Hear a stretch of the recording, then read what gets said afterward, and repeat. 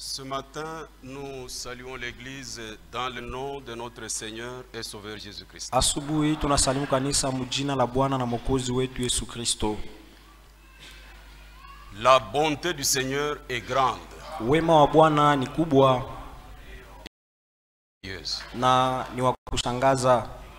Nous devons toujours être reconnaissants au Seigneur pour cela. Kila mara tunapasha kuwa na shukrani kwa Bwana kwa ajili ya hayo. Soyez reconnaissants en toutes choses. Tuwe wenye shukrani kwa mambo yote. Même dans les Tumabitu kidogo, on doit être reconnaissant au Seigneur. tunapasha kuwa na shukrani kwa Bwana. C'est pourquoi que nous l'avons exprimé notre joie Ndio kwa maana tuliweza kumuonesha furaha yetu en l'adorant kumwabudu comme des vivants. kama wenye hai. Parce que les morts ne glorifient jamais le Seigneur. Sababu wafu kamwe awabuduaki Bwana. Mais ce sont les vivants qui doivent glorifier le Seigneur. Lakini ni wa alio hai wanapasha kumtukuza Bwana. S'il arrivait que je voyage mardi, Kama ikifikia na safiri siku ya pili, donc aujourd'hui c'est ma prédication de revoir. ni kusema leo ni mahubiri yangu ya kulakana. Et s'il arrivait que je voyage jeudi, Na kama nikisafiri siku ya ine, c'est possible qu'on se revoie encore mardi. inawezekana tuonane tena siku ya pili. Aurez-vous du plaisir à transmettre vos salutations à l'église de Congo? Eti mnapenda nipeleke masalimio yenu kwa kanisa ya Kongolo? Que Dieu vous bénisse tous. Bwana Mungu aibariki nyote. Et cela au nom de Jésus-Christ. Na kwa hiyo kwa jina la Yesu Kristo. Ce matin, nous allons parler sur la vie éternelle et comment la recevoir. Asubuhi ya leo tutasemea juu ya uzima wa milele na namna kani kuipata. Je vous invite à vous lever pour la lecture de la parole. Na miomba msimame kwa usomi wa neno. Lisons dans Marc au chapitre 10. Tusome katika Marko sura ya 10 Depuis le verset 17. kuanzia kumustari wake wa 17. Comme Jésus se mettait en chemin, Gisi Yesu alikuwa akitoka akienda njiani, un homme accourut mtu mmoja akamfukuzia et se jetant à genoux devant lui. na akajitupa akapiga magoti mbele yake. Bon maître, lui demanda-t-il, Mwalimu mwema, amswali hivyo, que dois-je faire pour hériter la vie éternelle? naweza kufanya nini juu ya kuriti ufalme wa milele, uzima wa milele? Jésus lui répondit, Yesu akamjibu, pourquoi m'appelles-tu bon? sababu kani waniita mwema? Il n'y a de bon que Dieu seul. Kuna mwema Mungu peke yake tu. Tu connais les commandements. Wewe wajua amri: Tu ne commettras point d'adultère. hautatenda usharati, Tu ne tueras point. hautaua, Tu ne déroberas point. hautaiba, Tu ne diras point de faux témoignages. hautashuhudia uongo, Tu ne feras tort à personne. hautakosea mtu. Honore ton père et ta mère. Heshimu baba yako na mama yako. Il lui répondit, maître, Akamjibu, Bwana, j'ai observé toutes ces choses dès ma jeunesse. mimi nililinda amri yote tangu ujana wangu. Jésus l'ayant regardé, Yesu alipomtazama l'aima akampenda et lui dit, na akamwambia, il te manque une chose. kuna kukosa kitu kimoja. Va, Wende vends tout ce que tu as, na uuzishe mali yako yote, donne-le aux pauvres, upatie maskini, et tu auras un trésor dans le ciel. na wewe utakuwa na hazina juu mbinguni. Puis viens et suis-moi. Kisha kuja unifate. Mais affligé de cette parole, Lakini alihuzunika kwa ile maneno. cet homme s'en alla tout triste, Ule mtu akaenda na huzuni kabisa, car il avait de grands biens. kwa maana alikuwa na mali nyingi. Dieu Tout-Puissant, Mungu mwenye uwezo, du fond de nos cœurs, nous te disons merci, kwa kilindi ya mioyo yetu tunakupikia aksanti, parce que tu es bon envers nous. sababu we ni mwema kwetu. Nous sommes dans ta maison, Tuko ndani ya nyumba yako, nous croyons que tu vas nous parler par ta parole. tunaamini ya kusema utasema nasi kupitia neno lako. Oh Dieu bien-aimé, O Mungu mpendwa, ce matin, asubuhi ya leo nous croyons tunaamini que tu es le même hier, aujourd'hui et ya kusema uko éternellement, ule ule jana, leo, hata milele, et que tu répondras à toutes nos requêtes. na utajibu kwa mahitaji yetu yote. Bénis-nous utubariki. Circoncis ma langue. Tahiri ulimi wangu. Donne-nous un bon entendement de ta parole. Utupashie kuelewa kuzuri kwa maneno yako. Et guéris les malades. Na ponya wagonjwa. Fortifie les faibles. Patia nguvu wazaifu. Sauve les pécheurs. Okoa watenda zambi. Et réponds à nos besoins. Na jibu kumahitaji yetu. Nous croyons que tu le feras. Tunaamini ya kusema utaifanya. Parce que nous le demandons avec foi. Maana tunaomba na imani. Dans le nom merveilleux. Ujina la zamani. Le nom qui est au-dessus de tout nom. Juu ya jina yote. Celui de notre Seigneur et Sauveur Jésus-Christ. Ya Bwana na Mwokozi wetu Yesu Kristo. Amen. Amen. Que le Seigneur vous bénisse. Bwana Mungu amibariki. Nous parlons sur la vie éternelle. Tuko nasemea juu ya uzima wa milele. Et comment la recevoir. Na namna kani kupata ule uzima wa milele.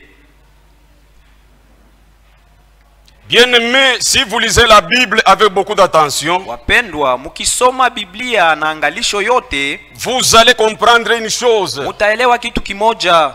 Le jeune homme dont il est question ici, kijana mwenye banasemezea humu, premièrement, il était un homme riche. Kwanza alikuwa kijana mtajiri. Ce n'était pas un pauvre. Hakuwa maskini hapana. Il était très riche. Yeye alikuwa mtajiri kabisa. Et deuxièmement, na ya pili, le jeune homme n'était pas un païen vulgaire. Ule kijana hakuwa mpagani wa kiolela. Ce n'était pas un escroc. Yeye hakuwa mwizi, hakuwa naibia. Ce n'était pas un ivrogne. Hakuwa mlevi. Ce n'était pas un adultère. Yeye hakuwa msharati.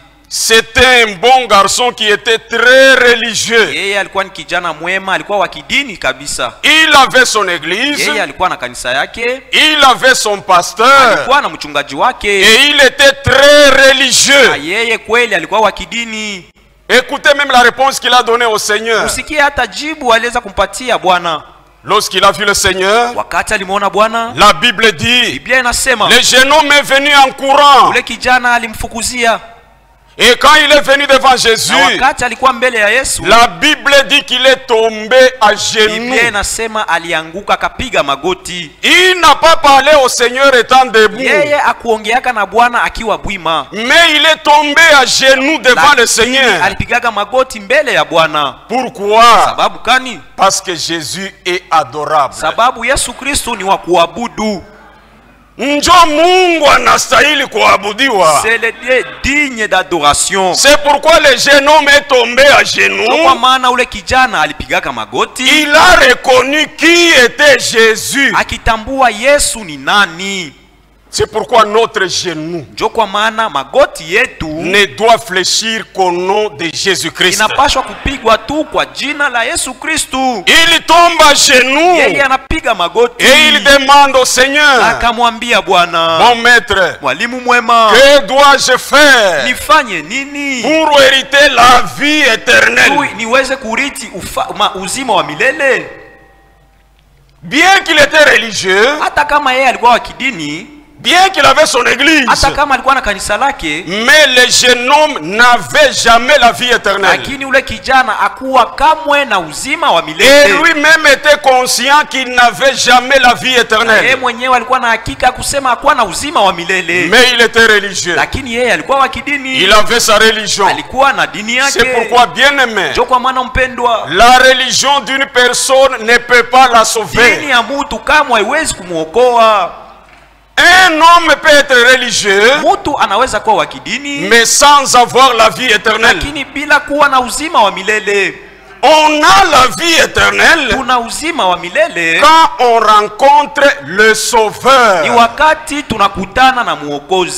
Mais lui était dans l'église, mais il n'avait jamais rencontré le Sauveur. Mais ce jour-là, il rencontre Jésus. Il dit, comment je peux hériter la vie éternelle? Jésus lui dit, mais tu connais les commandements. Tu ne tueras point, tu ne déroberas point, tu ne commettras point d'adultère, tu ne feras tort à personne, honore ton père et ta mère.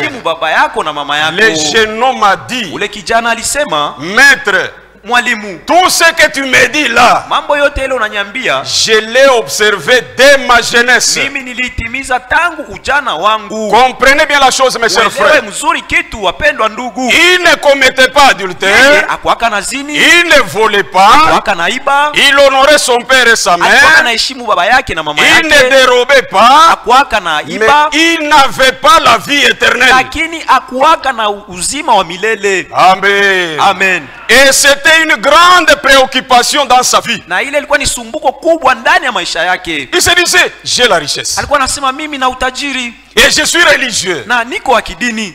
Je ne vole pas. Si baki. Mais comment je peux avoir la vie éternelle? Lakini namna gani naweza kuwa na uzima wa milele? Et c'est la préoccupation que doit avoir chaque mortel sur la terre. Inapasha kuwa sumbuko ya kila mtu hapa chini ya jua.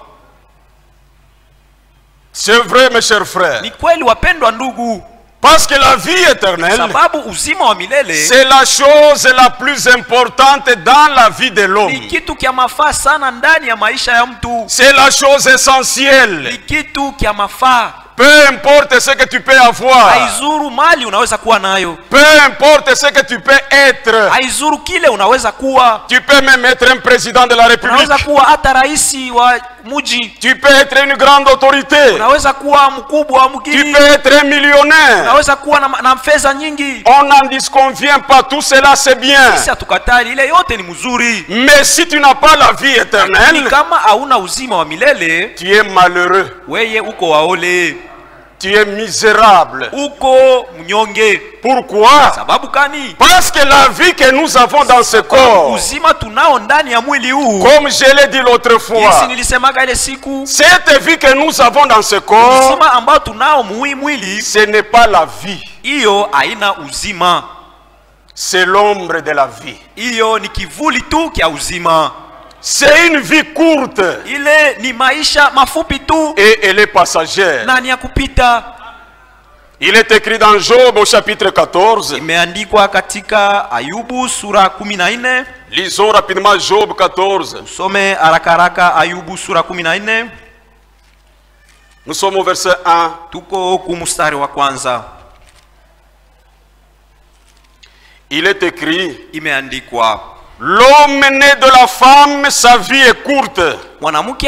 Mtu aliyezaliwa na mwanamke maisha yake ni mafupi, sans cesse agité. Ya tabu siku zote. L'homme né de la femme, sa vie est courte. Mtu aliyezaliwa na mwanamke maisha yake ni mafupi. Et tous ici, na sisi wote hapa, chacun est né d'une femme. Kila mtu alizaliwa kupitia mwanamke. Et parce que tu es né d'une femme, sababu ulizaliwa kupitia mwanamke, la Bible dit que ta vie est courte sur la terre. Maisha yako ni mafupi hapa pa dunia. Sans cesse agité. Ya tabu kila siku. Il naît. Anazalika. Il est coupé comme une fleur. Yeye amekatwa kama ua. Il fuit. Anakimbia. Et disparaît comme une ombre. Anapotea kama kivuli. Ta vie c'est une ombre, ma soeur. Maisha yako ni kivuli dada. Mon frère, ta vie c'est une ombre. Ndugu yangu, maisha yako ni uvuli. Nous sommes ici sur la terre pour très peu de temps. Tuko hapa pa dunia juu ya wakati kidogo tu. Parce que cette vie est courte. Sababu hii maisha ni mafupi. Et pendant que tu as une vie courte sur la terre, tu dois te poser la question que le jeune homme s'était posée. Parce qu'un jour tu vas finir ta course sur la terre. Et quand tu auras fini ta course, où passeras-tu l'éternité? Amen. Amen. Il est écrit dans Psaume, imeandikwa katika Zaburi, au chapitre 90, sura yake ya 90. Nous sommes au verset 10. Tuko kumustari wa 10. Les jours de nos années s'élèvent à 70 ans. Masiku ya miaka yetu inaenda paka kumiaka 70. Et pour les plus robustes à 80 ans. Na wale wenye nguvu sana paka 80. Et l'orgueil qu'ils en tirent, na kiburi ambayo wanaikuwa nayo, n'est que peine et misère. Hayo ni atabu na yahole. Car il passe vite. Kwa maana inapita haraka. Et nous nous envolons. Na sisi twakwenda. tu as la chance de vivre sur la terre 70 ans. Uko na bahati ya kuishi hapa pa dunia miaka 17. Et si tu es plus robuste, na kama ukikuwa wa nguvu sana 80 ans. miaka 18. Et à l'âge de 80 ans, tu seras foutu. Na ukiwa na umri wa miaka 18 utakuwa tabani kabisa. Tu vas commencer à vieillir. Utaanza kuzeeka. Tu vas commencer à te fatiguer. Utaanza kuchoka. Il y en a même, na kuna wale à 80 ans, miaka 18, on peut même les transporter dans une chaise. Wanaweza hata kuwanyangula kwenye kiti. Et le sécher sous les rayons du soleil. Na kuwakanika kujua. C'est pourquoi dans ce corps, notre vie est courte. Bien-aimé, n'aime pas le monde, ni les choses qui sont dans le monde. Aime Jésus-Christ. Ici nous vieillissons. Ici nous mourrons. Mais en Jésus-Christ c'est la vie éternelle. C'est pourquoi la Bible dit les jours de nos années s'élèvent à 70 ans. Et pour les plus robustes à 80 ans. Et l'orgueil qu'ils en tirent n'est que peine. Quand vous trouvez des hommes sur la terre très orgueilleux, il oublie, il vient d'où? Tu es poussière. Parce que Dieu a dit, tu es poussière et tu retourneras dans la poussière.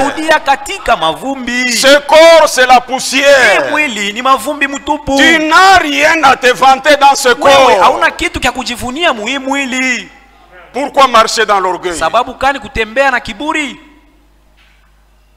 C'est une peine et c'est une misère. Et quand tu vas mourir, tout ce que tu as va rester. La maison va rester. Ton épouse va rester. Ton mari va rester. Tes enfants vont rester. Tu iras seul. Sans rien. Parce qu'il est écrit dans 1 Timothée, le chapitre 6, le verset 7. La Bible dit, car nous n'avons rien apporté dans le monde. Et il est évident que nous n'en pouvons rien emporter. Tu es venu nu et tu retourneras nu. Que tu acceptes ou pas, c'est la parole de Dieu. Tu ne vas rien emporter avec toi. Mais si tu as Jésus-Christ, tu ne rentreras pas main vide. Tu rentres avec la vie éternelle. C'est pourquoi, bien aimé, on doit toujours se poser la question, ai-je la vie éternelle? Il est vrai que je sois prédicateur. Il est vrai que je sois chantre. Il est vrai que je parle en langue. Il est vrai que je prophétise. Mais ai-je la vie éternelle? C'est la plus grande question que tu dois te poser. Et comme notre vie est courte sur la terre, c'est pourquoi il nous faut la vie éternelle. Et un homme ne peut pas avoir la vie éternelle sans accepter la voie à laquelle Dieu a pourvu pour arriver à la vie éternelle. Parce que la vie éternelle a une voie. Et cette voie, ce n'est pas l'église catholique. Ce n'est pas l'église kimbangiste. Ce n'est pas l'église musulmane. Mais la vie éternelle a une voie à laquelle Dieu a déjà pourvu. Et si tu veux la voir, tu dois accepter cette voie.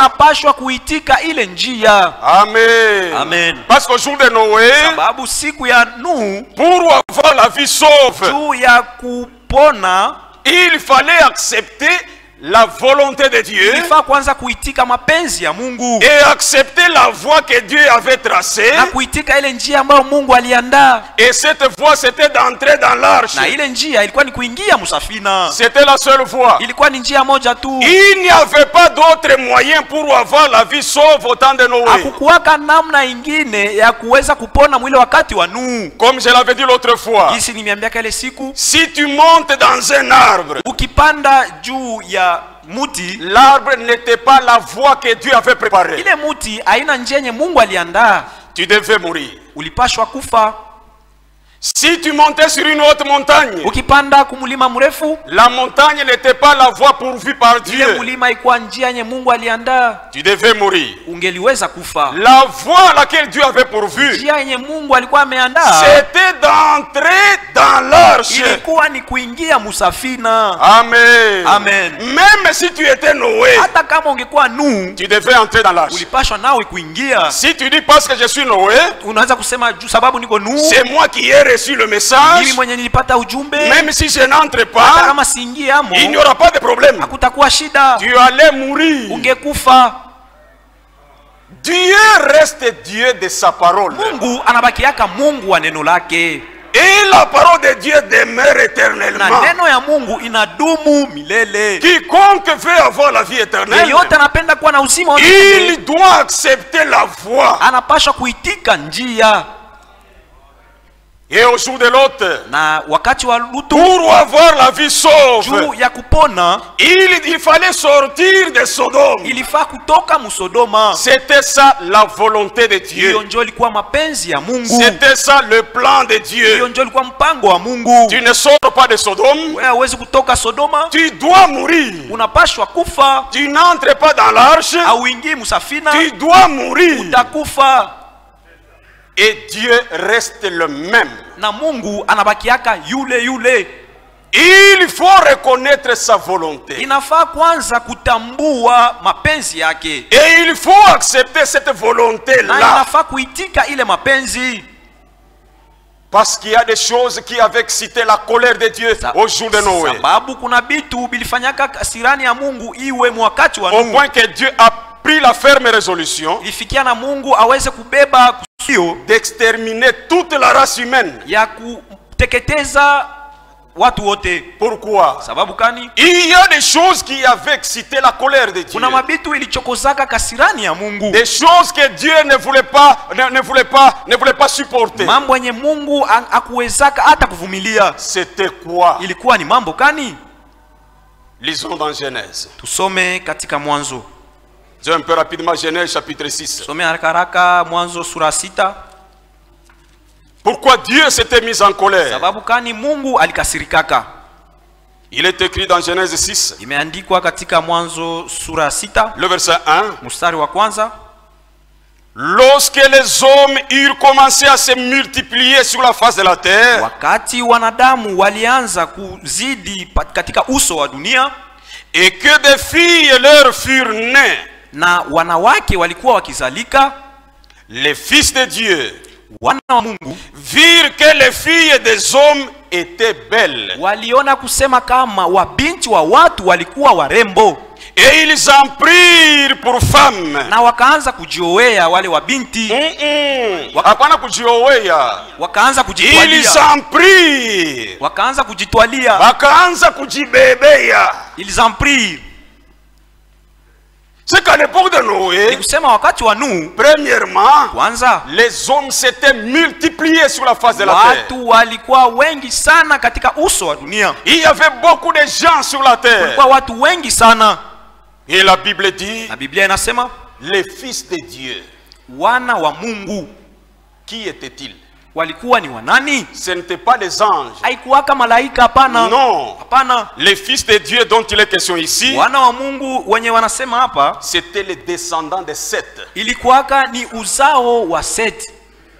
La lignée de Seth. Ile uzao wa Seth. C'était les fils de Dieu. Wale walikuwa wana wa Mungu. On vit que les filles des hommes étaient belles. Na waliona kusema kama binti wa watu walikuwa warembo. Qui étaient ces filles des hommes? Wale binti walikuwa ni wanani? Les descendants de Caïn. Ilikuwa ni uzao wa Kaini. C'est pourquoi dans la parole de Dieu, bien-aimé, si tu veux te marier, marie-toi selon la parole de Dieu. Un chrétien né de nouveau doit épouser une fille née de nouveau et confessant la même foi. C'est la parole de Dieu. Comment tu peux aller trouver une fille née de nouveau dans l'église musulmane, dans l'église kimbangiste? Quand tu vas te marier chez les kimbangistes, ça montre que toi-même tu es kimbangiste. Quand tu vas te marier à une mondaine, ça montre que toi-même tu es un mondain. Un vrai croyant se marie selon la parole de Dieu afin d'éviter les ennuis.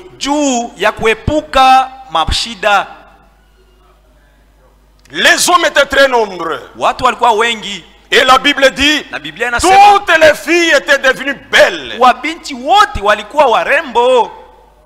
Et les fils de Dieu, il n'y avait plus de mariage à l'époque de Noé. Ils se prenaient en désordre. Vous vous retrouvez en cours de route, vous vous ramassez et vous allez. Vous vous rencontrez à la plage, vous vous ramassez et vous allez. Il n'y avait plus de mariage légal. Le mariage légal était rare à l'époque de Noé. Et maintenant quand les fils de Dieu se sont mélangés avec les filles des hommes, la Bible dit ils ont donné naissance à des géants. Et ces géants là étaient des hommes méchants, des grands pécheurs qui avaient corrompu toute la terre. Et la Bible dit, toutes les pensées des hommes se portaient chaque jour uniquement vers le mal. C'est ce qui a excité la colère de Dieu au jour de Noé. Et au jour de l'autre, qu'est-ce qu'il y avait? Alors rapidement dans Jude, nous sommes dans Jude au verset 5.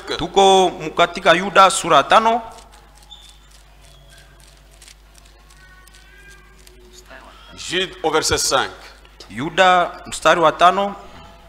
Il est écrit, je veux vous rappeler, à vous qui savez fort bien toutes ces choses, que le Seigneur, après avoir sauvé le peuple et l'avoir tiré du pays d'Égypte, fit ensuite périr les incrédules, qu'il a réservé pour le jugement du grand jour, enchaînés éternellement par les ténèbres, les anges qui n'ont pas gardé leur dignité, mais qui ont abandonné leur propre demeure, que Sodome et Gomorrhe et les villes voisines qui se livrèrent comme eux à l'impudicité et à des vices contre nature. Les vices contre nature, des choses en dehors de la nature. À l'époque de Lot, wakati wa Lutu, le grand péché qui était là, zambi kubwa yenye ilikuwa pale c'était l'adultère ilikuwa ni usharati et des vices contre nature. na ile mambo isiyoendana na hali ya mtu. C'était l'homosexualité. Ilikuwa ni ufiraji. Parce que quand Dieu Sababu wakati Mungu voulait brûler Sodome et Gomorrhe, alipenda kulunguza Sodoma na Gomora, il avait envoyé les deux anges à Sodome. yeye alitumaka malaika mbili kule Sodoma. Mais quand les gens de Sodome Lakini wakati watu wa Sodoma ont appris qu'il y avait des anges dans la maison de Lot, walipataka habari ya kusema malaika alikuwa ndani ya nyumba ya Lutu, la Bible dit, Biblia inasema toute la population a accouru watu wote walifukuzia kule chez Lot kwa Lutu et ils ont encerclé la maison. na wakazunguruka nyumba. Ils ont dit à Lot, Wakamwambia Lutu, fais sortir ces hommes qui sont dans ta maison tutoshe bale batu beko ndani ya nyumba yako afin que nous puissions coucher avec eux. ili tuweze kutenda nao usharati. Frère, acha kushikia aya. Mon frère, c'est savoir Langage yabre quoi clair. le langage était clair. To shabale bantu tulale nabo. Fais-nous sortir ces gens pour qu'on couche avec eux. C'était l'homosexualité. Ilikuwa ni ufiraji. Et la Bible dit, Na Biblia inasema ce qui arriva du temps de Noé mambo iliyofika wakati wa Nuhu arrivera pareillement à la venue du Fils de l'homme. itafika vile vile mujio wa mwana wa mtu. C'est pourquoi aujourd'hui, Kwa maana leo tous les péchés de Sodome, zambi yote ya Sodoma, tous les péchés de l'âge de Noé zambi yote ya kizazi kia Nuhu sont devant nous. iko mbele yetu. Nous sommes dans un âge très mauvais, Tuko mkizazi kibaya sana, un âge très corrompu. kizazi kia kuharibika sana. Et même l'homosexualité Hata ufiraji est tolérée même dans les églises. kanisa iko navumilia. Un homme se marie à un homme Mtu mwanaume anaoana na mwanaume mwenzake et ils viennent à l'église na wanakuja kukanisa pour qu'on puisse les consacrer. juu baweze kubaunganisha. Et un prédicateur vient Na mhubiri anakuja et il consacre le mariage des homosexuels. anaombea ile ndoa ya wafiraji. Une église Kanisa qui consacre le mariage des homosexuels, yenye itaombea ile ndoa ya wafiraji, peu importe son nom, aizuru jina yake, c'est une église démoniaque. ile ni kanisa ya mapepo mchafu. Parce que nous sommes dans l'âge Sababu tuko où il mkizazi y a beaucoup de doctrines démoniaques. kenye kiko na mafundisho msingi mingi ya mapepo Dieu mchafu. ne supporte pas l'homosexualité. Mungu avumiliaki kamwe ufiraji. Il est écrit dans Lévitique Imeandikwa katika Lawi au chapitre 18. sura ya 18. Lévitique 18. Walawi sura ya 18. Nous sommes au verset 22. Tuko kumustari wa 22. Tu ne coucheras point avec un homme Hautalala na mwanaume comme on couche avec une femme. jinsi unaweza kulala na mwanamke. C'est une abomination. Hiyo ni machukizo. Et toute église Na kanisa yote qui applique le mariage des homosexuels, yenye iko nafanya ile mandoa ya wafiraji, c'est une église abominable. ni kanisa yenye iko na machukizo. Bien-aimés, Wapendwa, nous sommes heureux dans cet âge. sisi tuko wenye heri mwa hiki Et kizazi, nous devons être reconnaissants au na Seigneur. tunapasha kuwa na shukrani kwa Bwana. Tu ne coucheras point avec une bête Hautalala na nyama pour te souiller avec elle. juu ya kujichafua naye, Et la femme na mwanamke ne s'approchera point d'une bête kamwe awezi kujongelea nyama pour se prostituer à elle. juu atende usharati naye. C'est une confusion. Hiyo ni mvurugo. Parole du Seigneur. Neno ya Bwana Ici c'est oui et amen. hapa ni ndio na amina. Mais j'ai vu une vidéo, Lakini niliona video, un représentant d'une église mwakilishi wa kanisa moja parle anasema, et il dit na anasema hivi, les homosexuels sont des fils de Dieu wafiraji wao ni wana wa Mungu et on doit les respecter. na tunapasha kuwaheshimu. Il dit quand Dieu avait brûlé Sodome et Gomorrhe, Anasema wakati Mungu alilunguzaka Sodoma na Gomora, Dieu avait fait une erreur. Mungu alifanyaka kosa, Parce que Dieu fait aussi des erreurs. sababu Mungu pia anafanyaka kosa. C'est un blasphème. Hiyo ni makufuru makubwa. S'il y a quelqu'un qui ne commet jamais d'erreur, c'est Kama Dieu. kuna mtu afanyaki kosa kamwe ni Mungu. C'est l'homme qui peut commettre une Mtu erreur. ndio anaweza kutenda kosa, C'est l'homme qui peut mentir. mtu anaweza kudanganya, Mais Dieu, non. lakini Mungu kamwe. Quand Dieu parle, Wakati Mungu anasema c'est parfait. ni kamilifu. Quand Dieu parle, Wakati Mungu anasema, c'est amen. Ni amina. Et avant que Dieu puisse parler, Na mbele ya Mungu aseme, il épure sa pensée. yeye kwanza anasafisha mawazo yake. Il mûrit sa pensée. Yeye anaikomalisha. Et quand il la Na prononce, wakati ananena, elle est irrévocable. pale hakuna namna kuikatala, kuibadilisha. C'est pourquoi Ndio kwa maana tous les péchés de Sodome zambi yote ya Sodoma sont dans notre âge. inapatikana mkizazi ketu. Tous les péchés de Noé Zambi yote ya Nuhu sont dans notre âge. inapatikana mkizazi ketu. La mondanité, Kidunia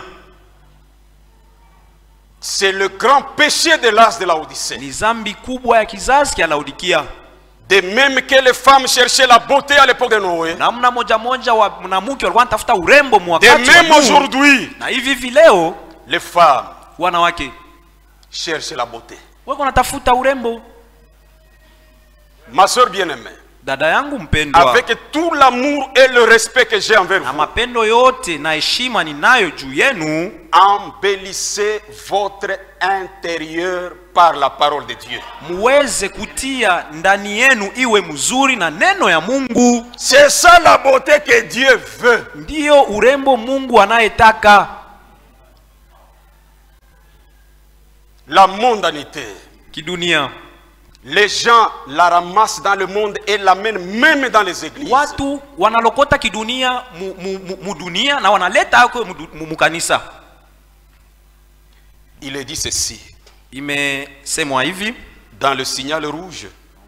mahubiri inayosema maalama nyekundu, Au paragraphe 45, j'ai lu quelque chose. kifungo 45 nasoma kitu kimoja. Et vous vous souvenez, Na mnakumbuka certains d'entre vous, wamoja katikati yenu, femmes âgées, wanawake wazee, et certains d'entre vous, hommes âgés, na wamoja katikati yenu wale wanaume wazee, qui pouvaient vous rappeler wangeweza kuwakumbusha combien il était rare mara ngapi ilikuwa ya kubahatisha de trouver une belle femme kukutana na mwanamke mrembo dans les années passées, mwile miaka ilipitaka, dans les années 80, mwile ane 80, dans les années 40. muma ane 40. Il était rare de trouver une belle femme. Ilikuwa ya kubahatisha kukutana na mwanamke mrembo. Mais aujourd'hui, Lakini leo vous n'en voyez que des belles. fasi yote ni wanawake warembo tu. C'est parce qu'elles se coupent les cheveux, Ni sababu wanajikata nywele, se maquillent wanajipenta et portent toutes sortes de vêtements sexy. na wanavaa mavazi ya aina yote ya kuonesha utupu. Les vêtements sexy, Mavazi yanaonesha les utupu, vêtements transparents mavazi yenye kunaonesha vya qui ndani, laissent voir certaines parties secrètes du corps yenye humain. kunaonesha hata mafasi ya siri ya mwili. Ce n'est pas chrétien. Hiyo si Ukristo, C'est la mondanité. ni kidunia kile, C'est le paganisme. ni upagani. Mais si vous êtes en Christ, Lakini ukiwa ndani ya Kristo, selon 2 Corinthiens, kulingana na Wakorinto wa pili chapitre 5, sura ya le 5 verset 17, mstari wa la 17, Bible dit, Biblia inasema si quelqu'un est en Christ, kama mtu yuko ndani ya Kristo, il est une nouvelle créature. yeye ni kiumbe kipya. Les choses anciennes sont passées Mambo ya zamani yanapita et toutes choses sont devenues nouvelles. na mambo yote inakuwa mapya. Dada, nini kinakuwa kipya ndani yako? Ma sœur, qu'est-ce qui est devenu nouveau dans toi? Quand tu te coupes les cheveux Wakati unajikata nywele et tu mets des vêtements sexy, na unavaa mavazi ya kuonesha uchi, c'est pour nous amener l'époque de l'autre dans ni l'église. juu ya kutuletea ile wakati wa Lutu mukanisa. Et vous voyez, Na munaona on a inventé des choses waliweza kuunda vitu telles que le rouge à lèvres kama vile kapenta kakumilomo et le maquillage, na ile mambo yote ya kujipendeza nayo, afin qu'une femme qui n'est pas tellement belle ili mwanamke mwenye asiye mrembo puisse s'embellir. yeye naye ajifanye awe mrembo, Tout le visage, uso wote, les lèvres, midomo, pour se rendre belle. juu ya kujifanya mrembo. C'est la science qui a fait ça. Hiyo ni siansa ndio ilifanya ile mambo. C'est pourquoi aujourd'hui, Ndio kwa maana leo dans chaque avenue que tu vas passer, mkila mkoba unaweza kupita, tu rencontres 10 femmes. ukikutana na wanawake wa 10, 9 sont belles. Kenda ni warembo. Amen. Pourquoi? Sababu kani? Parce que la science a aidé les femmes. Sababu science ilisaidia wanawake à amener la mondanité de Noé. Walete kile kidunia kia Nuhu. C'est pourquoi la science a inventé beaucoup de choses. Kwa maana siasa iliunda vitu nyingi sana. Le maquillage, bile mapendezi, le rouge à lèvres, matupenta to kumilomo, des crayons de toutes couleurs. Ile ma crayon ya marangi yote. Rouge, nyekundu, bleu foncé, mauve, chocolat, rougeâtre, jaune. Et la femme est là. Quand elle entre dans la boutique, elle va trier tout ce qui va lui plaire. Elle ramasse. Elle regarde aussi la lotion. Peau claire, teint clair, reine de clair, clair éclaircissant. Et elle ramasse tout cela. Quand elle va entrer dans la toilette, 2 heures. Ici c'est rouge. Ici c'est jaune. Même des paupières artificielles. Le péché de Sodome. Zambi ya Sodoma. La mondanité. Kidunia. Amen. Amen. Ma soeur, même si tu refuses de ponctuer par Amen, c'est la parole de Dieu. C'est prédicateur. Il termine vite pour qu'il rentre. Même si il viendra quelqu'un derrière moi. S'il est un homme de Dieu, il confirmera que ceci est la parole de Dieu. Bien-aimé, nous n'avons pas le temps de moderniser la parole de Dieu.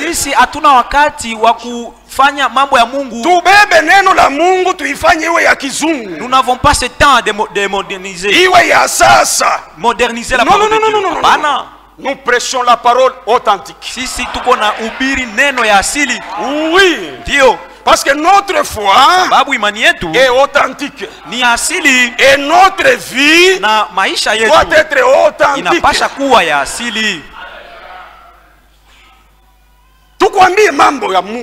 Qu'on te dise les paroles de Dieu. Si ça n'était pas ainsi, Dieu devait nous laisser dans l'église catholique.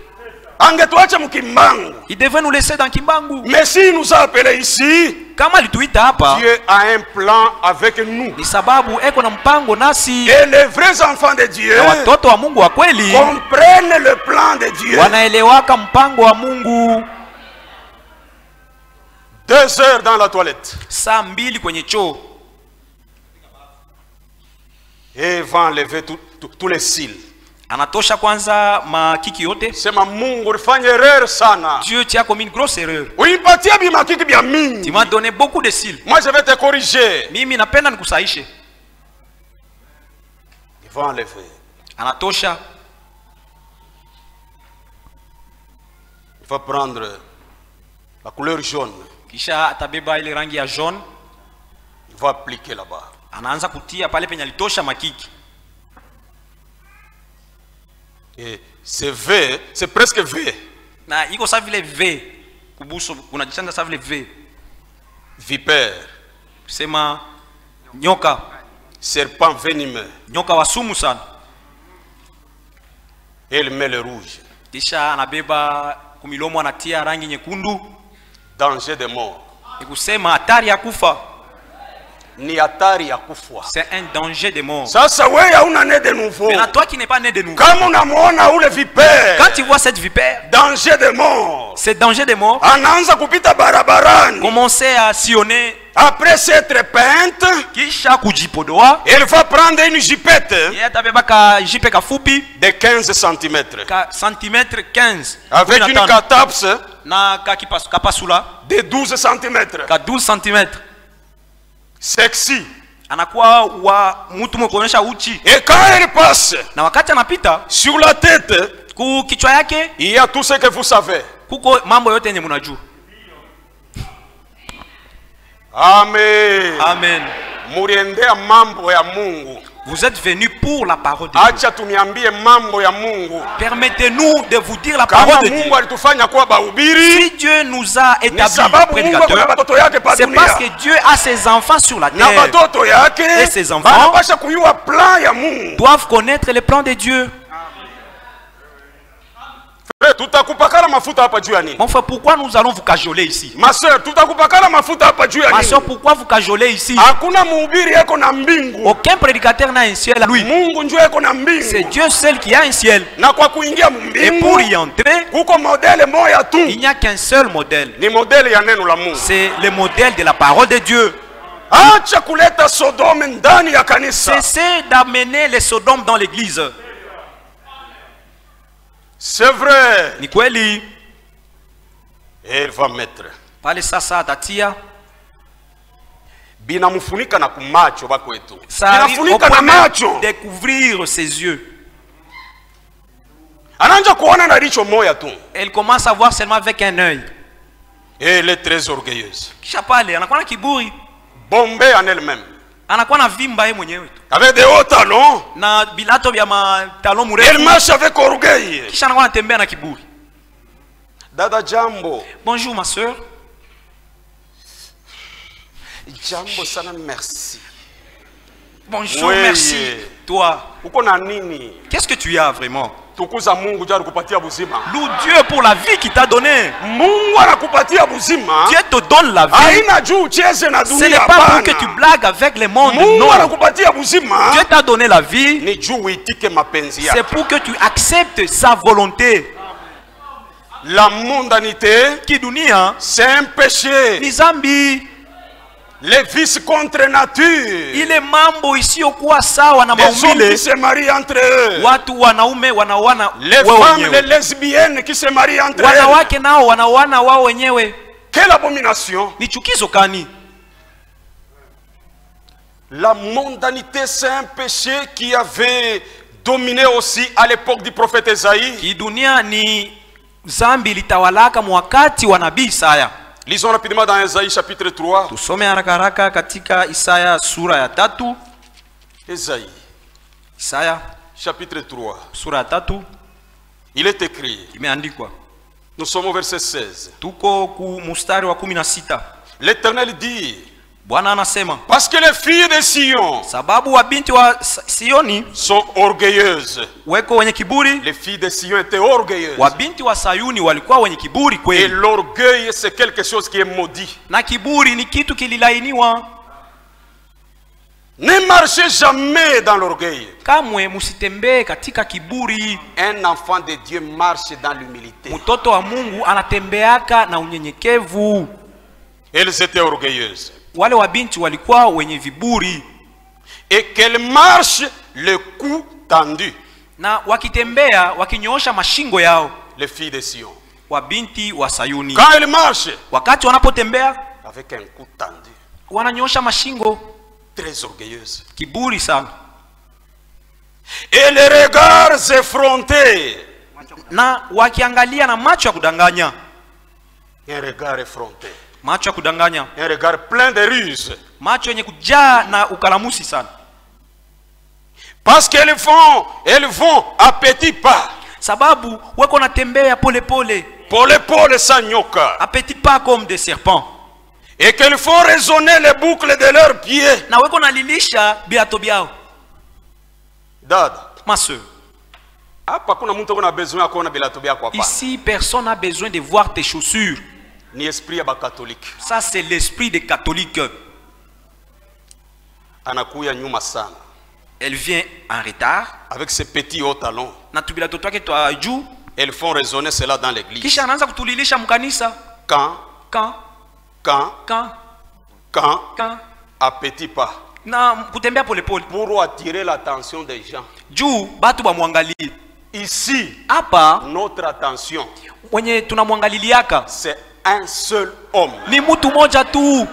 C'est Jésus-Christ. Ni Yesu Kristu. Notre attention est à la parole. Si maangalilisho yetu iko ni kwenye neno. Ne t'habille pas pour te vanter. Usivale juu ya kujivuna. C'est un mauvais esprit. Ile ni roho mchafu. Le Seigneur rendra chauve le sommet de la tête des filles de Sion. Bwana atatia vichwa vya wale wa binti wa Sayuni vyo na vipara. L'Éternel découvrira leur nudité. Bwana ataacha utupu wao uwe wazi. En ce jour, ile siku, le Seigneur Bwana ôtera les boucles qui servent d'ornement à leurs pieds. Yeye atatosha ile mapendezi wanatiaka kumiguu yao. Leo beku na weka maboucle na kumikulu. Aujourd'hui les femmes mettent des boucles même à leurs pieds. Et les filets. Na ile manyavu. Et les croissants. Na les filets et les croissants, ce sont des choses dont s'embellissaient les filles de Sion. Ile mafile na makwasa njo wale wanauke walikuwa najipenda nayo. Et les pendants d'oreilles. Na bile bya balikuwa najitia kwa masikio. Les bracelets. Ile mabikomo. Les voiles. Maviremba. Les diadèmes. Les chaînettes. Mikufu. Les chaînettes de pieds. Mikufu ya kumiguu. Et les ceintures. Na ma ceinture. Les boîtes de senteur. Na ile maboîte de senteur. Chini ma parfum. Ma boîte de senteur. Et les amulettes. Na ma amulette. Les bagues. Ma pete. Les anneaux du nez. Ma pete ya pua. Ma pete na kupua. Les anneaux du nez. Est-ce que vous voyez mwiki sasa la Odyssée? Ne les voyez-vous pas dans cet âge de la Odyssée? Amen. Amen. C'est la mondanité. Il est niki dunia. Mupua. Au nez. Kumikulu. Au pied. Des boîtes de senteur, les bagues. Il est ma nukato na ma. Les vêtements précieux. Na mavazi ya bei sana. Et les larges tuniques. Na ile malikamvu ndefu. Les manteaux. Ma koti. Et les gibecières. Na ile ma gibecière ni ma gode. Des sacs. Tuma sakoshi. Tellement qu'elles aiment la beauté. Kisu anapendaka urembo sana. Elle a une petite gibecière. Yeye kona kasakoshi kidogo. Dans laquelle se trouvent les miroirs. Ndani yamo muko kioo. Et les chemises fines. Na muko ile shati yenye kuwa nyepesi sana. Elle n'aime plus porter les chemises fines. Ma shati ya nyepesi sana. Et les turbans. Na ma turban. Et les surtout légers. Na ma surtout ya nyepesi. Elle a une gibecière. Pale iko na kasakoshi. À l'intérieur. Ndani ya mule mkale kasakoshi. Un petit miroir. Kakio kidogo. Une boîte de senteur. Muko kale ka boîte ka muko parfum. Kamarasi. Il y a un petit mouchoir. Muko ka mouchoir kidogo. Elle marche à petits pas. Na wako natembea pole pole.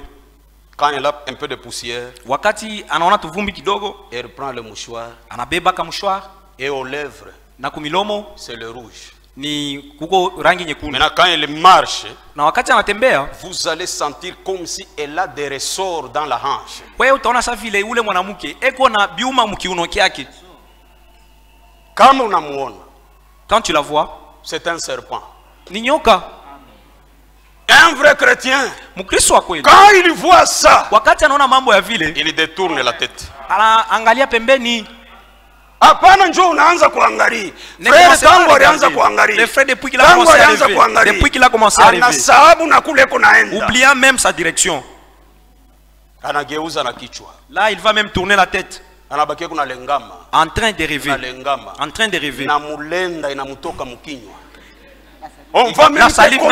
La salive va même sortir de sa bouche. C'est le péché de Sodome. Ça c'est la mondanité. Mais les filles de Dieu, quand elles entendent ça, elles disent Seigneur merci. Parce que Dieu nous a ramassés là-bas. Comment veux-tu apporter ces choses à la parole de Dieu? Si tu t'habilles, habille-toi décemment. Habille-toi comme tu avec les habits que tu veux, même de $2000. Si tu en as, mets-le. Mais voilà ça mon Christ. Mais habille-toi comme une chrétienne. Et si tu t'habilles, ne vous enorgueillissez pas. Parce que dans certains habits, il y a les démons. Tu te retrouves comme une super femme dans l'église. Wewe mkanisa unajikuta wewe ndio unakuwa mwanamke wa juu sana. Un mauvais esprit. Ule ni roho mchafu. Bien-aimé, mpendwa, tu t'habilles. Unavaa et tu te retrouves comme un super homme dans toute l'église. Unajikuta sasa vile wewe ndio mwanaume wa kutisha sana mkanisa. Bongo yako. Tu te trompes. Nguo ya kweli bakristo beko na vala. Les véritables vêtements que les chrétiens portent, ni matendo ya haki ya batakatifu. Ce sont les œuvres de la justification des saints. Angalia matendo yako frère. Regarde ta vie mon frère. Bile bioto kunabyo bitapita. Tout ce que tu as passera. Nyumba ya etage itabakia. Ta maison en étage va rester. Parcelle ya 40 mètres carrés itabakia. Ta parcelle de 40 mètres carrés va rester. Tutakuzia ku cimetière. Au cimetière là nous allons acheter parcelle ya 2 mètres carrés. Une parcelle de 2 mètres carrés. Na ka cercueil ka 1 mètre sur 60. Avec un cercueil de 1 mètre sur 60. Hakuna kintu pa hii dunia. Dans ce monde il n'y a rien. Tout ça c'est le plaisir. Un vrai chrétien ne marche jamais dans le plaisir du monde. La mondanité. Nous devons sortir de tout cela. Oui. Il est écrit dans Jérémie au chapitre 2. Lisons dans Jérémie au chapitre 2. Le verset 22. Quand tu te laverais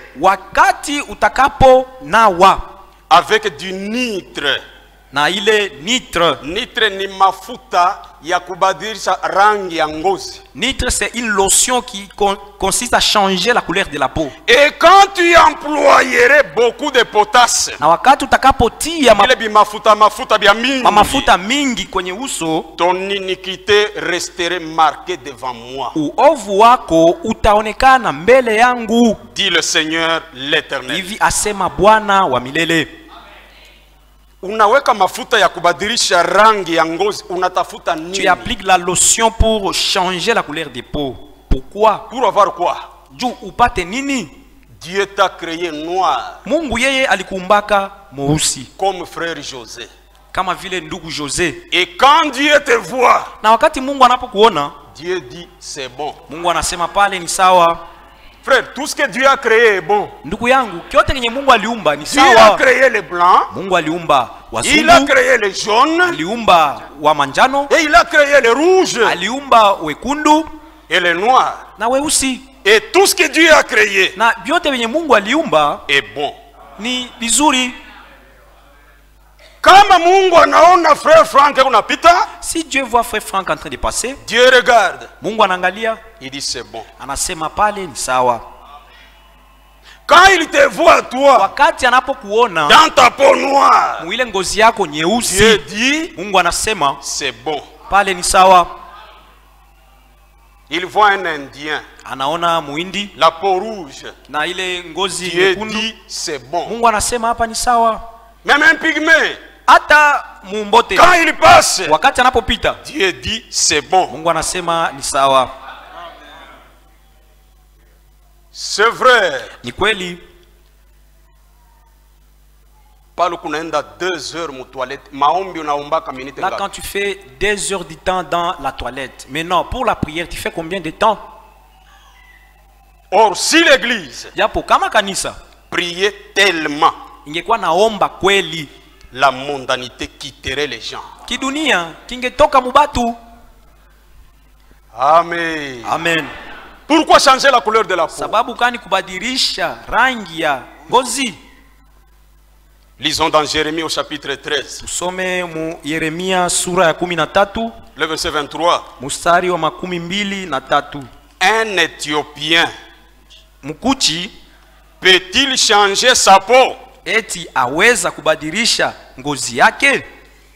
Donc même Dieu sait que sur la terre il y a les Éthiopiens qui sont noirs. Ni kusema Mungu mwenyewe anajua hapa kudunia kuna wakuchi ni weusi kweli. Frère, mbonaka ba Éthiopiens. Ne les voyez-vous pas, frère? Beko noir kutupita sheba. Ils sont très noirs plus que nous Congolais. Et Dieu reconnaît. Na Mungu anajua dans sa parole. Mumaneno yake. Qu'un Éthiopien. Ya kusema ule Mwethiopia changer sa peau? Anaweza kubadili ngozi yake. Et un léopard se tache. Au chui madoa yake? Est-ce qu'un léopard peut changer ses taches? Eti chui anaweza kubadilisha madoa yake? Jamais. Kamwe. Dieu aime nous voir tels que nous sommes. Mungu anapendaka kutuona vile tulivyo. Amen. Amen. Ni mambo ya Mungu. Ce sont les choses de Dieu. J'ai lu quelque chose. Asoma kitu moja. Dans les noms blasphématoires. Mwile majina ya makufuru. Je suis au paragraphe 82, il est dit. Comme kifungo 82 inasema. J'ai toujours été accusé d'être dur avec nos sœurs. Kila mara inastakiwa ya kuwa niko mgumu sana, nguvu sana kwangu. C'est Frère Branham qui parle. Hapa ni ndugu Branham anasema. Chaque fois les gens m'accusent. Sema kila mara watu wananichongeaka que je suis dur envers nos sœurs. Sema niko nguvu sana kwa wadada. À propos des cheveux coupés courts. Kuhusu manywele iliyokatwa et du maquillage. Na kujipenta. Partout sur leur visage. Fasi yote kwenye uso wao. Et ce genre de choses. Na ile mambo ya vile. J'ai toujours été accusé d'être dur. Kila mara nastakiwa kwa mgumu. Ce n'est pas que j'ai quoi que ce soit contre cela. Haina kusema mimi na sipendaki ile mambo. Je ne dis pas que la femme n'est pas une bonne femme. Mimi sisemi kama mwanamke ana mwanamke mzuri. Qu'elle fait le trottoir. Yeye ana na tembea kuna kule. Ou d'autres choses. Au mambo ingine. Ce n'est pas mon habitude. Hiyo si tabia yangu. Mais lakini c'est ceci. Ni hivi. Si elle met beaucoup d'artificiel au dehors. Kama akiweka vitu vilivyotengenezwa bingi ku nje ya mwili wake. Cela montre qu'il y a beaucoup d'artificiel au dedans. Ile inaonesha kusema ndani yake pia kuna vitu bingi vya nje vya kujiongeza. Shiwe kama kanisa inashikia ile mambo. Je ne sais pas si l'église comprend ça. Kama dada naweka bintu vya mingi vya artificiel. Si la sœur applique beaucoup d'artificiel. Maquillage. Capenta. Mèche. Rouge à lèvres. Il est rouge à lèvres. Bague, chaînette. Chaînette, bague. Anasema. Il dit. Kama dada naweka bintu vya mingi vya artificiel huku nje. Si beaucoup d'artificiels sont appliqués par la sœur dehors. Inamaanisha ya kama na mule ndani yake muko bintu vya ovyo. Ça veut dire que au dedans d'elle il y a aussi des choses pareilles. Nous ne prêchons pas la saleté. Sisi atubiri uchafu hapa. Ni la propreté. Au usafi. Dieu n'est pas Dieu de la saleté ni de la propreté. Mungu si Mungu wa uchafu au wa usafi. Dieu est un Dieu de sa parole. Yeye Mungu ni Mungu wa neno lake. Si tu es propre, kama wewe uko msafi, ne va pas au-delà de ce qui est écrit. Usiende zidi ya ile nayoandikwa. Comprenez l'esprit qu'il y a dans cette citation. Tuelewe roho iliyo ndani ya hii ujumbe. Vous voyez? Unaona? Elle devrait se soucier de Dieu. Wao wangeweza kusumbukia Mungu au lieu de cet apparat artificiel. Pahali ya ile kuonekana kwa matengenezo. Des paupières vertes. Makopio vert. Et cet aspect inhumain. Na ile hali isiyokuwa ya kimutu. Et tout ce genre de trucs. Na ile mambo ya ile namuna yote. Ya kuweka weka. Les choses que vous Je ne suis pas pour ça. Mimi sikubaliani na ile mambo. Et je ne crois pas que la Bible le soit aussi. Na sizani kama Biblia inaweza kukubaliana na ile mambo. Frère, la Bible c'est la parole de Dieu. Mon frère, Biblia ni neno ya Mungu. Il dit je ne suis pas pour ça. Yeye anasema sikubaliani nayo. Et je ne crois pas que la Bible le soit na aussi. Na siamini kama Biblia inaweza kukubali. Que celui qui a des oreilles ule aliyekuwa na masikio entende ce que l'esprit dit à l'église. Asikie kile roho inasema kukanisa. Hatuna mambo na wewe. Nous n'avons pas de problème avec toi. Mtoto wa Mungu. Toi tu es enfant de Dieu. Mais tukuna mambo na esprit ya mondanité. Nous avons les problèmes avec l'esprit de mondanité, roho ya kidunia. Amen. Amen. Ule mhubiri vraiment. En tout cas, ce prédicateur. Je n'irai pas à sa prédication. Ikala? Reste. Kama unakatala kwa kusikia mambo ya Mungu. Si tu refuses de venir écouter la parole de Dieu. Maana yake ndani yako hamuna mambo ya Mungu. C'est-à-dire en toi il y a pas les choses de Dieu. Paka na maliza biake njoo mimi kaenda. Jusqu'à quand il va terminer que je vais aller à l'église. Mimi na mishi yaenda. Moi aussi je suis encore là. Amen. Amen. Vous êtes les enfants de Dieu. Ninyi muko watoto wa Mungu. Dieu vous aime. Mungu anamipenda. C'est pourquoi il corrige notre vie par sa parole. Kwa maana iko nasaisha maisha yetu kupitia neno yake. Oui mon frère bien-aimé. Ndio ndugu yangu mpendwa. Oui ma sœur bien-aimée. Ndio dada yangu mpendwa. C'est dans ces choses que nous devons sortir. Ni muibi bitu ndio tunapasha kutoka afin d'avoir la vie éternelle. Ili tupate uzima wa milele. Vous voyez? Unaona? Je ne suis pas pour ça. Mimi sikubaliani na ile mambo. Et je ne crois pas que la Bible le soit aussi. Sidhani kama Biblia inaweza kukubaliana nayo. Donc, kusema j'aime que nous restions tels que nous sommes. Napenda tuwe vile tulivyo. Mais quand vous enlevez vos bonnes dents, lakini kama ukitosha meno yako ya mzuri, c'est que Dieu t'a donné tu enlèves wewe unatosha les dents naturelles, ile meno yenye Mungu alikupatishia, parce qu'elles ne sont pas aussi brillantes, sababu haingari tena. Vous avez mal agi, pale ulitenda mbaya. Et si vous avez des cheveux roux, na kama uko na nywele nyekundu, et vous en voulez de noir, na unapenda ya mweusi, et vous descendez ici, na unashuka hapa, et vous le teintez en noir, na unaipakala rangi nyeusi, vous avez mal agi. Pale ulitenda mbaya. Je veux que l'église comprenne la chose. Mimi napenda kanisa elewe imambo. Dieu, Mungu, veut que nous comprenions sa volonté. Anapenda tuelewe mapenzi yake. Et un fils de Dieu, na mtoto wa Mungu, une fille de Dieu, binti wa Mungu, écoute. Anasikiaka. Kama unasikia, unarudia nyumbani, wende kaombe Mungu. Si tu as écouté, en rentrant à la maison, va prier Dieu. Mungu wangu nisaidie. Mon Dieu, aide-moi. Hapana kuchukia mhubiri. Ne haïssez pas les prédicateurs. Kama unachukia mhubiri, utakufa. Si vous les haïssez, vous mourrez. Chukia zambi. Haïssez le péché. Amen. Parce que notre ennemi commun, sababu adui wetu sisi wote, c'est le diable. Ni shetani. Et nous voyons le diable par le péché. Na sisi tuamuona kupitia zambi.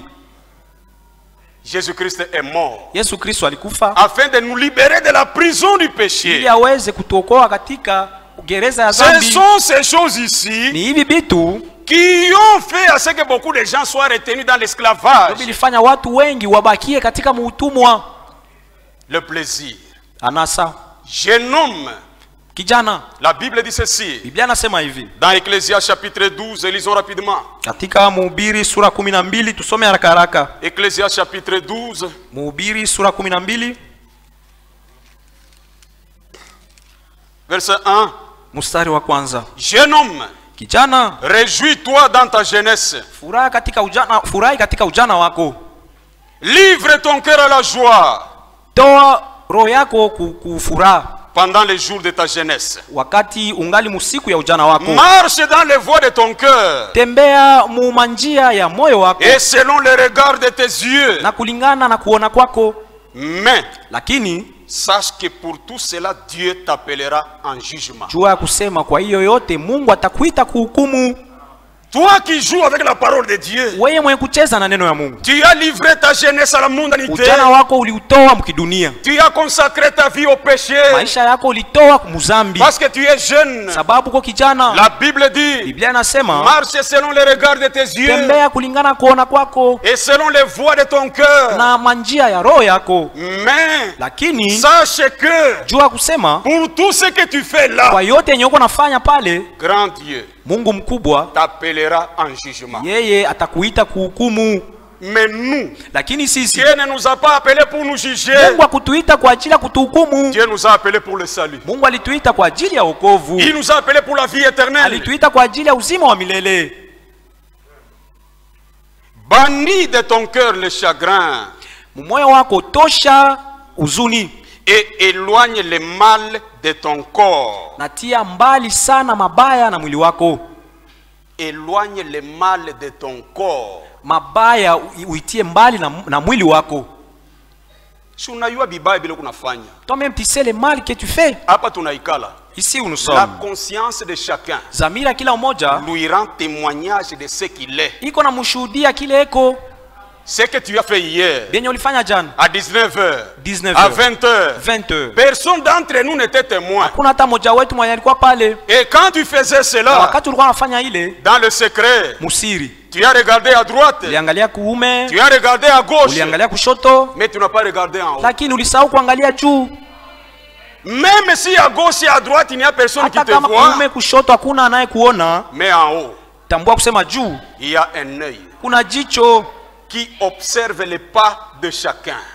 yenye iko naangalia hatua ya kila mmoja. Éloigne de ton corps le mal, Tia mbali mabaya na mwili wako, car maana la jeunesse ujana et l'aurore na asubuhi sont vanité. ni ubatili.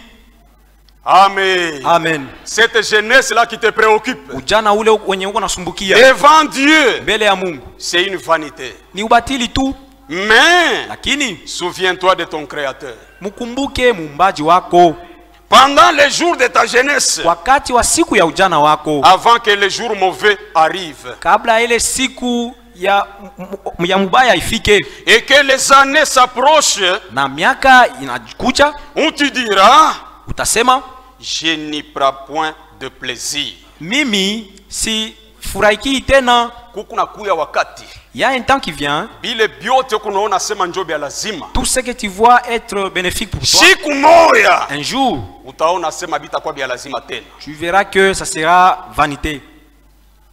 C'est pourquoi Ndio kwa maana n'aimez point le monde, tusipende dunia, ni les choses qui sont dans le monde. hata mambo iliyo ndani ya dunia. Si quelqu'un aime le monde, Kama mtu anapenda dunia, l'amour du Père n'est point en lui. mapendo ya baba si ndani yake. Frère, c'est la parole de Dieu. Ndugu yangu, ni neno ya Mungu.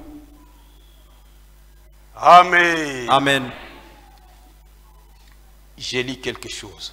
Nasoma, Il me reste 10 minutes. kunanibakilia dakika 10. J'ai lu quelque chose Nasoma dans le christianisme traditionnel, katika mahubiri Kristiani wa asili, à la page 136.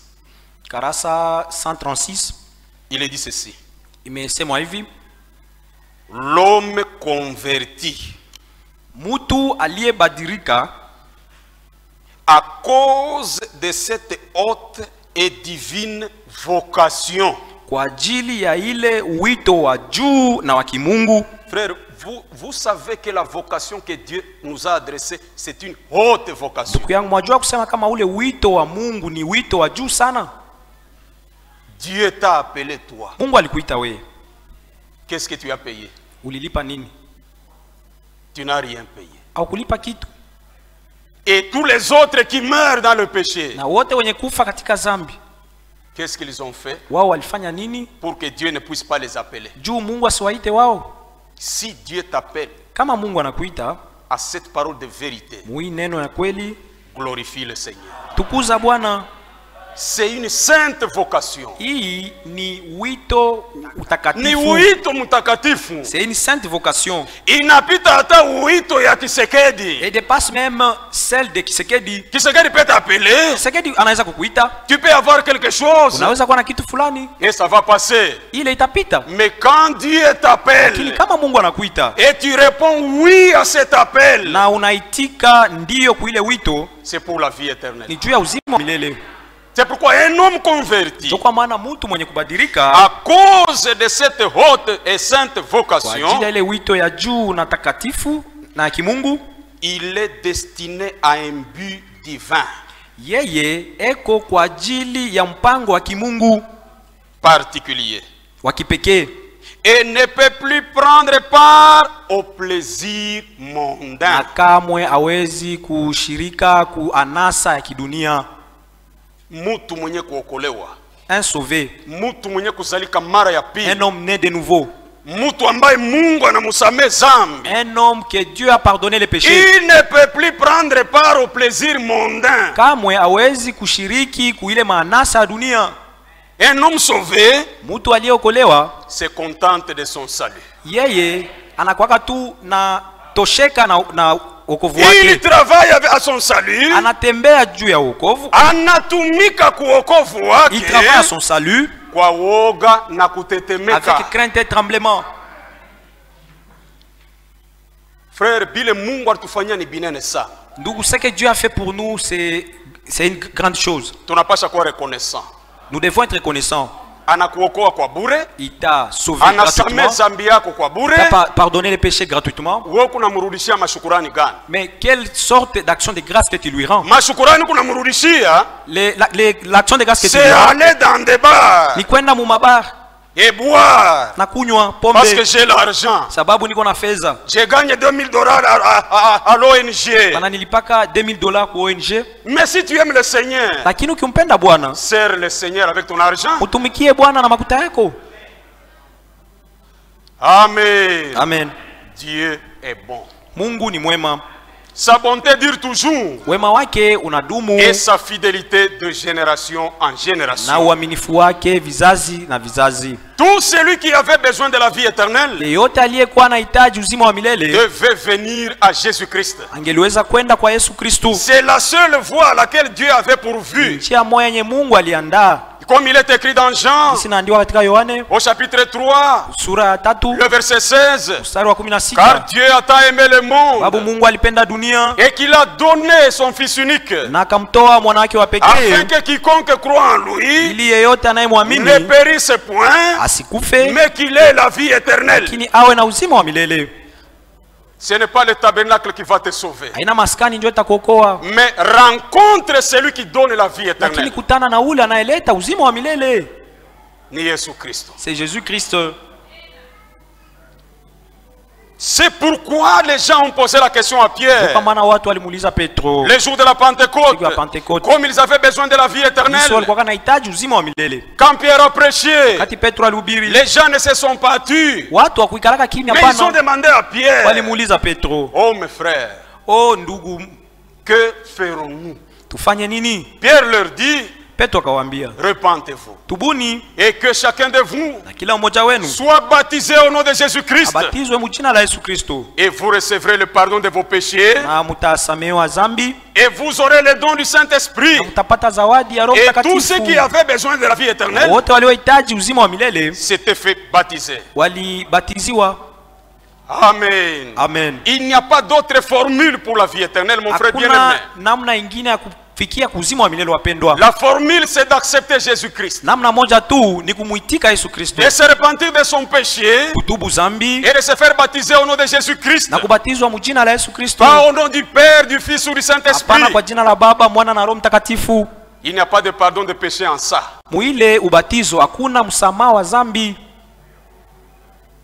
Mais le jeune homme riche n'a pas accepté d'être conduit à la vie éternelle. Quand Jésus lui a dit, il te manque une chose, va, vends tout ce que tu as, donne-le aux pauvres, et tu auras un trésor dans le ciel.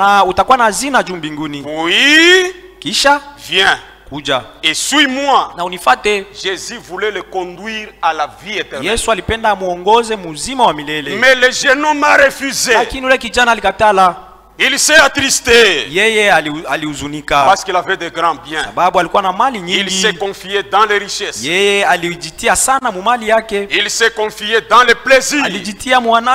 Et la Bible dit, il est allé, il a fait de grands champs, il a eu de grandes récoltes, et quand il a eu de grandes récoltes, le jeune homme s'est dit, maintenant que j'ai de grandes récoltes, mais je n'ai pas de place pour amasser ma récolte, que dois-je faire? Il dit, je vais abattre tous mes greniers. Je vais les agrandir. Et je vais amasser ma récolte. Oui, je dirai à mon âme. Mon âme, ne t'inquiète de rien. Tu as beaucoup de biens en réserve. Pour beaucoup d'années. Mange. Bois. Et réjouis-toi.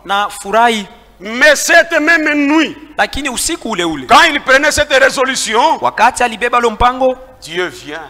Mungu akaja Et il lui dit, na akamwambia, insensé. wewe mpumbafu.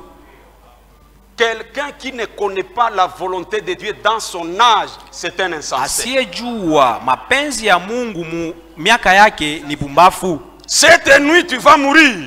Hii usiku utakufa. Et tout ce que tu as amassé là, Na vyote benye uliweza kukusanya, ça sera pour qui? itakuwa bya nani? Et la nuit même, il est mort. Yeye peke akakufa.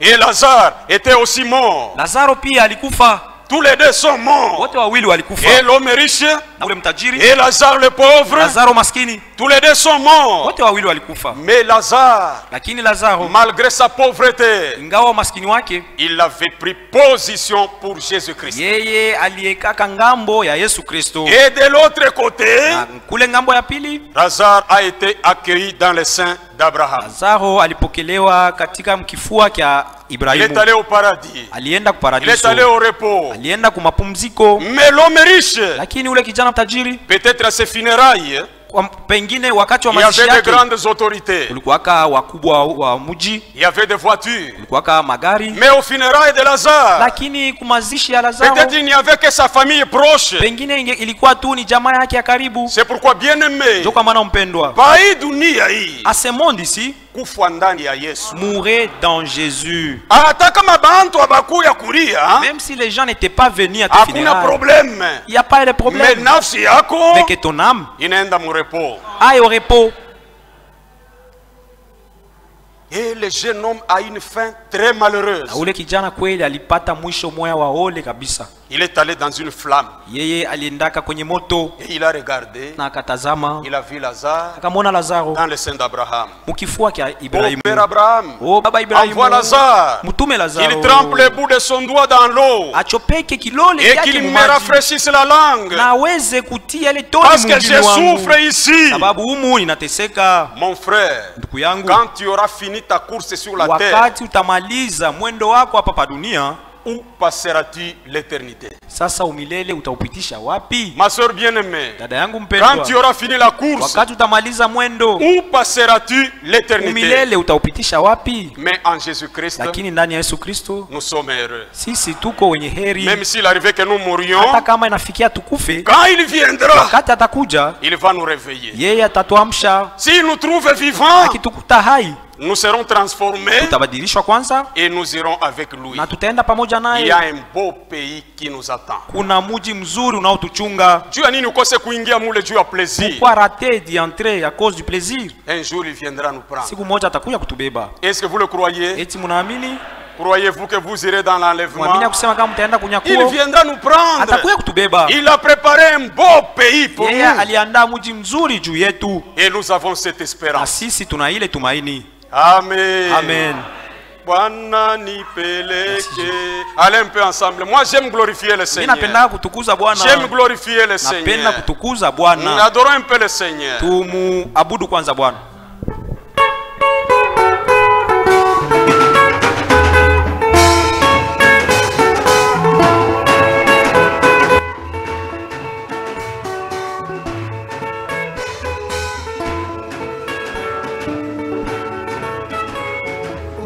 Bwana nipeleke kule, oh Bwana nipeleke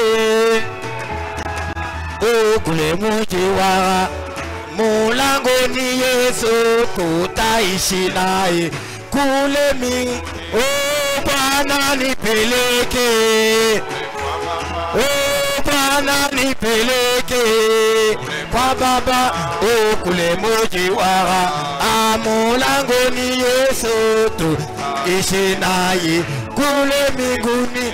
Wo wo wo wo wo, haleluya. Wo wo wo wo, haleluya. Mule ndani yaye, mnara yaja, isiyo na mwi, kule mbinguni. Wo wo wo wo wo,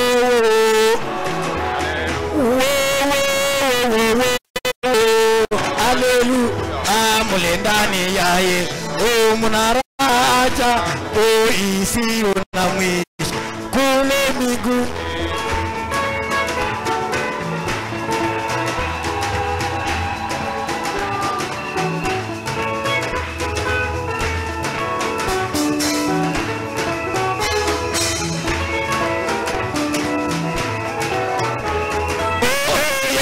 Yerusalema mupya, Yerusalema mupya,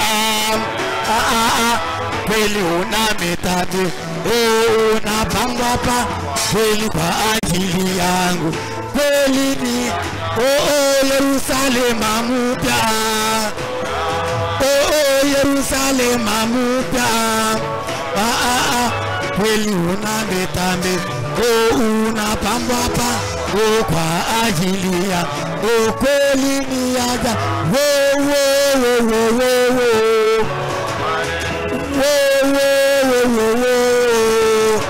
Hallelujah, amletani yaye mnara aja isiyo nami kule mbinguni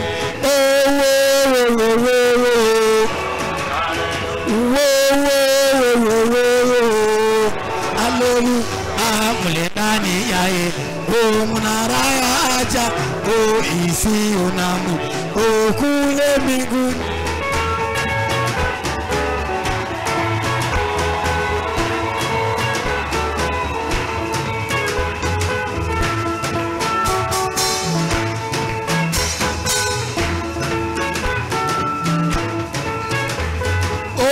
Siku inakuja, siku inakuja, kweli tutarukaru, tutacheza kweli kwenye baraba ile ya siku itakuja, siku itakuja ya furaha, kweli tutarukaru, tutacheza kweli kwenye baraba ile aga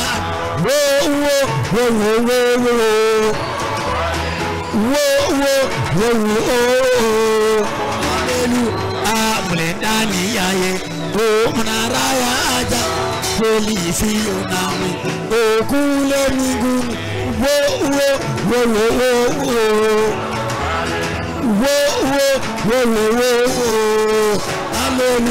amletani yaye mnara ya aja isiyo nami kule mbinguni.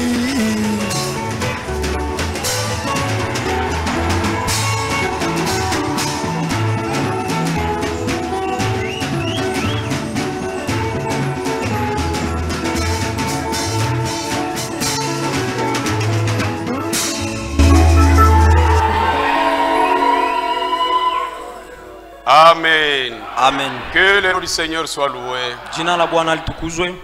Inclinons la tête. Inclinons nos têtes.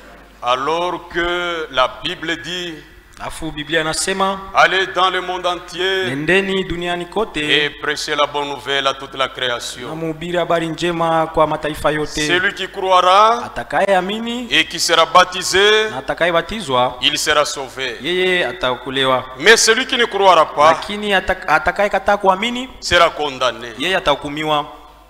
Il se peut qu'il y a quelqu'un, Inawezekana kuna mtu mmoja tu n'as jamais donné ta vie au Seigneur, mwenye alitaka maisha yake kwa Bwana, tu n'as jamais été baptisé. wewe yabatizwaka. Si ce matin Dieu t'a parlé, Kama Mungu alisema nawe asubuhi il a leo, convaincu ton cœur yeye aliweza kuhakikisha moyo et que wako tu es prêt à donner ta vie au na uko Seigneur tayari kuleta uzima wako kwa Bwana pour te faire baptiser, juu ya kubatizwa, lève-toi simama et avance. na jongea. Du côté des frères, Ngambo ya ndugu, est-ce qu'il y a quelqu'un? eti kuna mtu. Du côté des sœurs, Ngambo ya dada, est-ce qu'il y a quelqu'un kuna mtu qui veut donner sa vie au Seigneur? nani anapenda kutoa maisha yake kwa Bwana? Il peut avancer. Anaweza kujongea, Parce qu'aujourd'hui c'est le jour du salut. sababu leo ni siku ya wokovu. Comme il est écrit Jinsi inaandikwa dans Hébreux chapitre 3, Waebrania sura 3 le verset 7. mstari wa 7. Aujourd'hui, si vous entendez sa voix, Leo ukisikia sauti yake, n'endurcissez pas votre cœur. usitie moyo wako kuwa mgumu. Qui peut humilier son cœur Nani anaweza kunyenyekeza moyo wake et donner sa vie au Seigneur? na kutoa maisha yake kwa Bwana? Il peut se lever Anaweza kusimama et il peut avancer. na anaweza kujongea. Qui du côté des frères Nani kungambo ya ndugu, et qui du côté des sœurs? nani kungambo ya dada.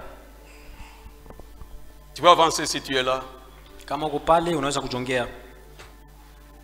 C'est pour toi que l'évangile est prêché. Mahubiri ilihubiriwa kwa juu yako. Et si tous nous sommes baptisés, kama sisi wote tumekwisha kubatizwa, le Seigneur revient.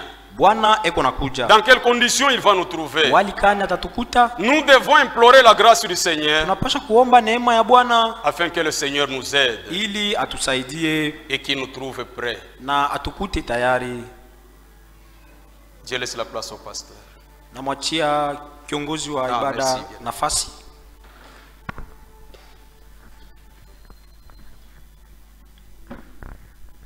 Mon frère, ma sœur, je crois parmi nous, il n'y a personne qui pourra dire que Dieu ne lui a pas parlé ce matin. Sur l'un ou sur l'autre point de la prédication de ce matin, il y a quelque chose qui t'a été destiné. Et c'est à cela que Dieu t'interpelle de mettre ta vie en ordre. Parce que sur terre, ici nous sommes,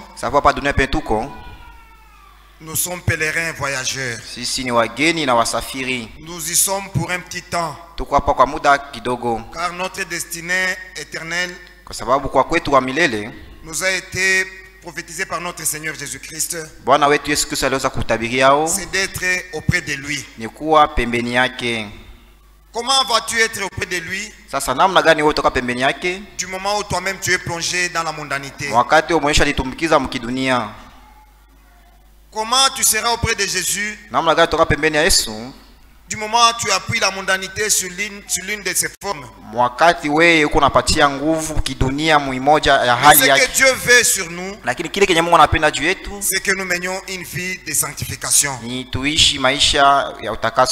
nous nous débarrassions de la mondanité. Que nous soyons ennemis du monde, mais être amis de Dieu. C'est pourquoi je vous demande de vous lever pour que nous adressions nos mots de prière auprès de Dieu. Lui qui est le secours qui ne manque jamais dans la détresse, il va vous secourir dans vos faiblesses. Il fera de vos faiblesses comme étant une force. Nous allons chanter Sina nguvu ya kutimiza sheria yako.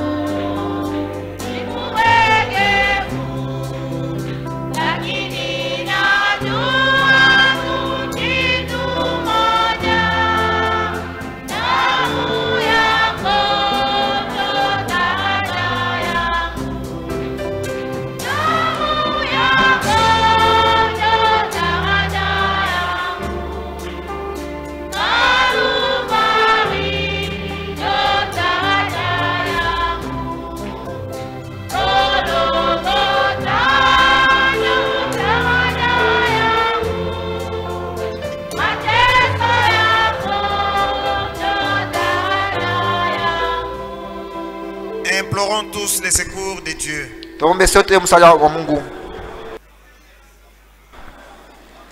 Pendant que nous gardons toujours cette attitude de prière,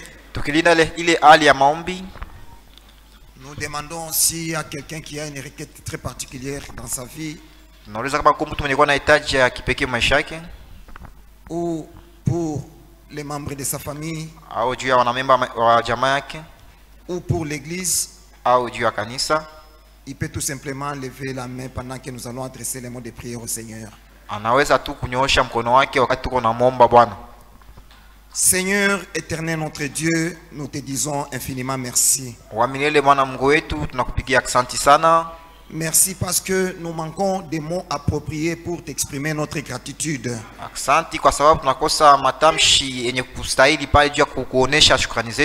Nous qui autrefois étions errants dans ce monde, qui ne te connaissions pas, mais tu es venu nous chercher dans notre bassesse pour nous relever auprès de toi et faire de nous tes fils et filles, nous faire participants, Seigneur, à ton royaume. Pour tout cela, nous te disons infiniment merci. Tu es un grand Dieu et aucun problème qui nous accable, Seigneur, ne soit au-dessus de toi. Parce que, Seigneur, on peut recourir auprès des hommes. On peut compter sur nos avoirs. On peut espérer en ceci ou en cela.